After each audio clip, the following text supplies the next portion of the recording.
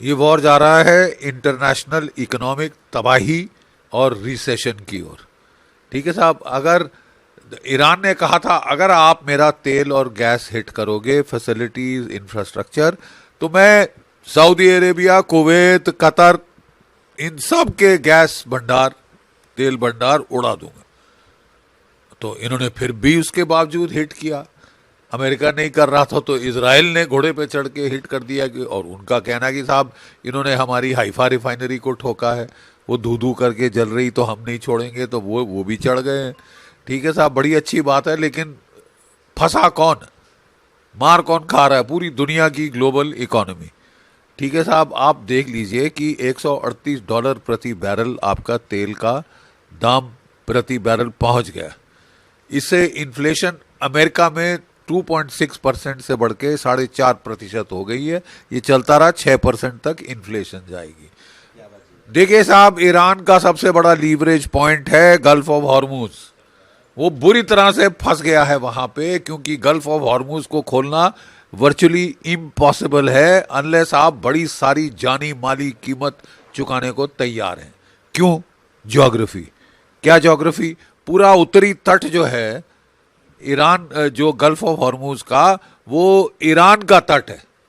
यानी हर 100 गज पे, हर 50 गज पे कोई गुफा है या कोई टनल है जहां से वो आपके बरखिलाफ anti ship missile, cruise missile, ballistic missile, drone fire कर सकता है। अमेरिका कह रहे हो हमने पूरी नेवी डुबो दी, पूरी एयरफोर्स खत्म कर दी, ढड मैं गुरिल्ला। सिर स्वा, क्या नेवी थी उनके पास? 2% की नेवी नहीं थी, 2% की कोई एयरफोर्स नहीं थी। वियतनाम ईरा के जहाज थे, उसको मार के आप ऐसी भंगड़ा कर रहे हैं जैसे कि पता नहीं क्या कर दिया। असली थ्रेट क्या है? असली थ्रेट है मिसाइल, ड्रोन। उसका क्या किया है आपने? ठीक है साहब, पहले अंदाज लगाया जा रहा था कि ईरान के पास केवल 3,000 मिसाइल है और कोई 38,000 से लेके 80,000 ड्रोन है। ठीक है साहब, तो अब जो है, पहले दिन उसने कोई 420 मिसाइल फायर कर दिए थे, और कोई डे 9 तक उसने कोई 650 मिसाइल और कोई 2,500 से 3,000 ड्रोन फायर कर दिए। वो मारे जा रहा है, जखीरा खत्म होते दिख नहीं रहा। अब जो इंटेलिजेंस एक्सपर्ट्स हैं वो जखीरे का एस्टिमेट रिवाइज कर रहे हैं कि साहब ये तो 4 से 5,000 है। जिस जिस दनादन वो ठोके जा रहा है, सारे एयरबेस ठोक दिए अमेरिका के। उनकी जो एम्बसीज हैं सऊदी अरेबिया में, कुवैत में, इराक में, वो सब अब वो मेरे ख्याल पैकअप करके ले जानी पड़ेंगी वापस। कितने सारे एयर बेसिस और अपने जो ग्राउंड बेसिस हैं, नेवल बेसिस हैं, वहाँ से वो ट्रूप्स को हटा रहे हैं, क्योंकि अच्छी खासी नुकसान हो रहा है। कह रहे हैं 2,000 घायल हुए। अब घायल में से कितने मर गए वो बता नहीं रहे हैं। उनसे डोनाल्ड ट्रंप से पूछा गया क्या आपका बयान है, ये जो 6 बेचारे एयरफोर्स के शहीद हुए अमेरिका के, तो बोले और कोई सवाल पूछो। ये ऐसी बेरुखाई। पहले तो सलूट मारने पहुंच गए थे कि उनकी डेड बॉडीज आ रही हैं, अमेरिका के लोग नाराज ना हो जाएं। अब डेड बॉडीज धड़ाधड़ आई जा रही हैं, आप छुपाने पे आ गए हो, बात ही मत करो उनकी। तो क्या है वो, मतलब नाली के कीड़े हैं क्या है? आप समझते हो अमेरिका के लोग बड़े खुश हो रहे हैं कि हमारे बॉडी बैग आ रहे हैं। ठीक है, नवंबर में मिड टर्म इलेक्शन हो रही है, आपको पता चल जाएगा कितना आपका नफा, कितना नुकसान इसमें होगा। और अगर आप गल्फ ऑफ हॉर्मुज खोलने की कोशिश करें, इसराइल ईरान को सीधा अपने एंटी बैलिस्टिक मिसाइल फायर करने, ड्रोन फायर करने, जो टैंकर हैं उन पे तो ड्रोन फायर करेगा। He will not waste missile, drone से ही उड़ा देगा। 3 ड्रोन और टैंकर धू धू करके जलना, वो उसमें एज इट इज तेल है, एज इट इज तेल है, धू धू करके जलना शुरू हो जाएगा। और डुबो दिए हैं कोई कितने सारे टैंकर, कोई 21 की अंदाज लगाया कि जला दिए, डुबो दिए। तो दुनिया की अब खाट खड़ी हो रही।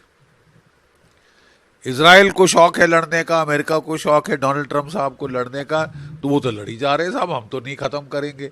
ईरान ने बोल दिया साहब ये लड़ाई तुमने शुरू करी थी, खत्म फिर हम करके दिखाएंगे। ठीक है, आप हफ्तों के लिए लड़ने को तैयार है, हम महीनों के लिए लड़ने को तैयार है, हम नहीं उफ करेंगे। आप बोल रहे हो सरेंडर, हथियार डाल दो, डोनाल्ड ट्रंप के आके जूते चाटो, तो वो तो कोई कर नहीं रहा साहब, उल्टे और उनके वार भीषण हो रहे हैं। इजराइल पे नुकसान हुआ है। आज एक खबर आई है जो मेरे पास मीडिया की, अमेरिकन मीडिया की, उसमें वो कह रहे हैं कि शायद उन्होंने एक कमांड कंट्रोल सेंटर को हिट किया है, 7 इजरायली जर्नल शहीद हो गए। कहाँ तक सच है कहाँ तक झूठ है अभी आएगा तो कोई नहीं, क्योंकि बिल्कुल सेंसरशिप चल रही है। तेल अवीव में भीषण हमले हो रहे हैं, वहाँ पे बहुत बुरा हाल है।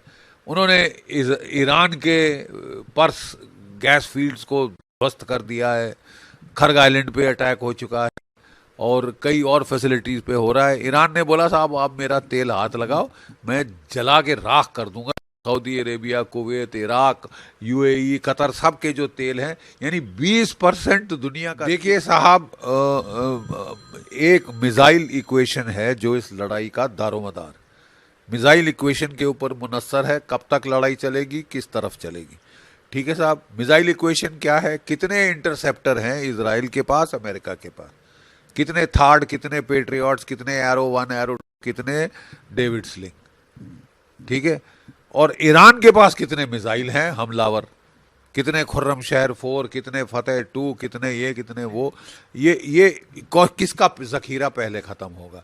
जब जखीरा खत्म होने की कगार पे आता है तो क्या होगा? या तो बातचीत होगी, सीज फायर होगा, ठीक है, या जो है आप अपनी फायर की इंटेंसिटी कम करके लो इंटेंसिटी फेज में चले जाएंगे कि इक्के दुक्के मिसाइल चलते रहेंगे महीने, इक्के दुक्के 10-15 ड्रोन चलते रहेंगे महीनों महीने। ठीक है, और तीसरा है कि अमेरिका जो ख्वाब लेके बैठे हैं कि ईरान आत्मसमर्पण करेगा मेरे सामने, रिजीम चेंज हो जाएगा, फॉरगेट इट। ठीक है साहब, आज लिख के ले लें मेरे से कि नहीं होगा। ये तो 2 दिन में बता रहे थे ना। देखिए, पहले दिन इन्होंने आयतुल्लाह खमैनी मार दिए, 48 टॉप कमांडर ठोक दिए, और इनकी उम्मीद थी कि ईरान गया। 20 दिन हो गए साहब, गया गया तो कुछ नहीं, वो मारे मारे जा रहा है। ठीक है, फिर लारे जानी को मार दिया, लारे जानी को मार दिया, तो क्या लड़ाई खत्म हो जाएगी? ईरान पैकअप हो जाएगा कि आपने लारे जानी को मार दिया? देखिए साहब, असैसिनेशन पहले सीआईए की थी, फिर कांग्रेस ने रूल पास किया कि ये गैर कानूनी है, ये नहीं कर सकते हमारी परमिशन के बगैर। अब आपने तो असैसिनेशन तो जैसे कि कोई गैंग वॉर चलती है, असैसिनेशन पे ही लड़ाई कर रहे हैं, और आप सोच रहे हैं कि बस असैसिनेशन कर दें। प्रॉब्लम यह है आपके लिए कि ईरान को समझ आ गया है कि डीकैपिटेशन स्ट्राइक्स करेंगे, उसने तोड़ ढूंढ लिया है। क्या है तोड़? मोज़ेक। क्या है तोड़? Distributed command and control centre. क्या है तोड़? डेलीगेशन। उसने जो 31 Iranian revolutionary guard core military district हैं, उनको फ्रीडम फुल छूट दे दी है, ताबड़तोड़ मारो, don't wait for orders. Tehran से आदेश आए ना आए, हम सब मारे जाएं, तुम मारते जाओ। अब कर लो बात। आधे घंटे में जब इन्होंने 38 मारे और आयतुल्लाह खमैनी को मारा, आधे घंटे में पलटवार हुआ ईरान का, और तब से चला जा रहा है, चला जा रहा है, चला जा रहा है। गल्फ ऑफ हॉर्मुज बंद हो गया। जितने दिन वो बंद होगा दुनिया में त्राहिमाम होगा। ठीक, अभी भी नहीं, ये कई महीने चलता रहेगा, रिसेशन आएगी, आपको कोई परवाह ही नहीं। डोनाल्ड ट्रंप साहब तो घोड़े पे चढ़ने की सोचा था, बाकी दुनिया मरे मरे, अमेरिका को मुनाफा होना चाहिए, मैं तो तेल बेचूंगा 5 गुना ज्यादा दाम पे। अरे साहब, तुम्हारा अपना तेल महंगा हो रहा है, जो तुम्हारे डोमेस्टिक कंज्यूमर्स का, तुम्हारी इन्फ्लेशन चल रही है, तुम्हारा नेशनल डेट $37 ट्रिलियन था, है? $1 बिलियन दिन का खर्चा कर रहे हो आप इस लड़ाई पे। जितनी देर चलाना चाहते हो चला लो, ठीक है, $1 बिलियन। फिर एक एक्सचेंज रेशियो है इकोनॉमिक। ईरान फायर कर रहा है $30,000 के ड्रोन, उसको रोकने के लिए इनको फायर करना पड़ता है $4 से $5 मिलियन का, इधर थार्ड या पेट्रियट, या फिर $80,000 का वो आयरन डोम। तो करे जाओ साहब, पैसा है ना, फूको। एसिमेट्रिक वॉरफेयर है साहब, उसमें बैंड बजा रहा है वो। उसको पता था कि मैं जीत तो सकता नहीं, तो वो कह रहा है साहब हम तो डूबेंगे सनम, तुम्हें ले डूबेंगे, और आप भी डूब रहे हैं साहब, डूबाई आपकी भी शुरू है। देखिए साहब, ये जब कैंपेन अपना इलेक्शन का लड़ रहे थे तो वायदे पे वायदे किए दुनिया के लिए कि भाई जानो हम कोई लंबी लड़ाई नहीं लड़ेंगे। मेरे पहले सारे प्रेसिडेंट बेवकूफ थे, गधे थे, बेअकल थे। हैं वो उन्होंने लंबी लंबी लड़ाइयाँ की, फॉरएवर वॉर्स की, प्रोट्रैक्टेड वॉर्स करी। मैं बड़ा चतुर हूँ साहब, मैं वॉर्स करूँगा लेकिन 2 दिन वाली, ताकि तीसरे दिन मैं टीवी पे आके वाह वाह वाह वाह ताली कमाऊँ। ठीक है साहब। ये तो साहब धरी की धरी रह गई। 20 दिन चल रहा है, कितने दिन और चलेगा, महीनों चलेगा, क्या चलेगा। आफ्टर ऑल यूक्रेन का युद्ध भी इस मंच से शुरू किया था कि हफ्ते में ख़त्म कर देंगे। 4 साल हो गए साहब, वो तो उल्टा तेजी होता दिखाई दे रहा। सबसे बड़ा जो ये खतरा समझ नहीं रहा है, इनके मिसाइलों का जखीरा, इंटरसेप्टर खत्म हो जा रहा है। चीन वहां पे फैसला करे कि इससे अच्छा मौका मेरे लिए नहीं। वो 2-3 महीने इनको मार खाने दे, सब खत्म करने दे अपना जो भी है। आफ्टर ऑल वो साउथ कोरिया से थर्ड मिसाइल निकाल के इसराइल के बचाव के लिए भेज रहे हैं। जापान से उन्होंने एक जो है एम्फीबियस कैरियर त्रिपोली, 3,500 2,500 मरीन जिस पे बैठे हैं, एक क्रूजर, 2 डिस्ट्रॉयर, जापान से निकाल लिया कि जापान पे अगर हमला होता है तो जापान संभालेगा। ठीक है। कोरिया के लीडर कह रहे हैं, साउथ कोरिया की, साहब ये तो अनरिलायबल है, अमेरिका इज अनरिलायबल फ्रेंड। ठीक है साहब। सबसे ज़्यादा हमारा इकोनॉमिक नुकसान करने पे आया।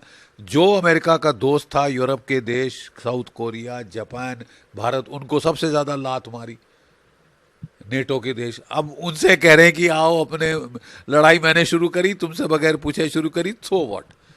अब लोगों के मरने का टाइम आया है, तो मेरे ज़्यादा मर गए तो मेरी पॉलिटिकल खाट खड़ी हो जाएगी। आप भेजें लोग मरने के लिए।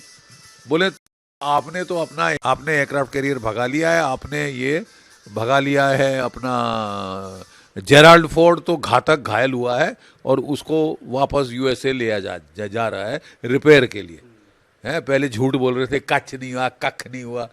तो कख नहीं हुआ तो क्या हमको सबको दिख रहा है ना साहब, आंखें हैं कि आलू, अंधे नहीं है। ठीक है साहब। अब जितना मर्जी झूठ बोल लो, पकड़े जाओगे, क्योंकि असर लोगों को साफ दिखेगा। How long can you lie. ठीक है। इंफॉर्मेशन वॉर जम के चल रही है, क्लेम काउंटर क्लेम हो रहे हैं, truth is the first casualty. लेकिन मैं कहना ये चाहता हूं कि ये लड़ाई was a war of choice. आपने शुरू की बगैर कोई स्ट्रैटेजी। अगर आप बगैर स्ट्रैटेजी के वॉर शुरू करते हैं तो वो एंडलेस वॉर हो जाती है। आप एस्कल ट्रैप में फंस चुके हैं, फंसने वाले नहीं, फंस चुके हैं ट्रम्प। ठीक है साहब।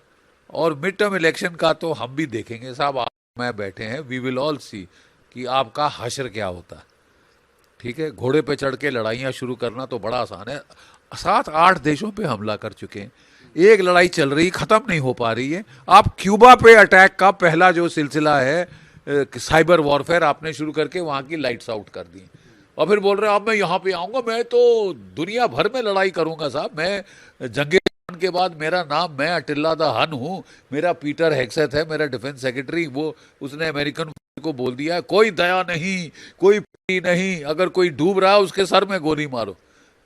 वाह साहब, लड़ाई के भी कोई नियम है। आप बड़े लड़ाके हैं। इस टाइप से लड़ेंगे तो फिर दुनिया भी ऐसा ही रहेगी आपके लोगों के साथ।